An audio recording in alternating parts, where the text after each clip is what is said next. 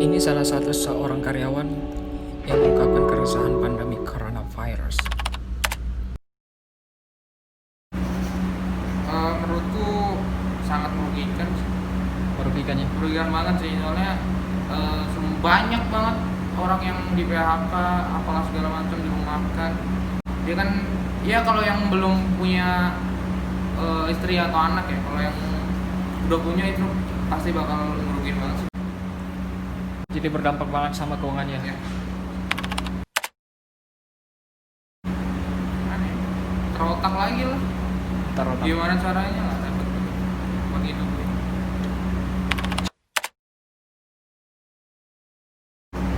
Mengajarkan kita untuk hidup sehat, karena virus ini kan bukan hanya pandemi ini aja yang buat kita resah. Dalam badan kita ini juga ada virus.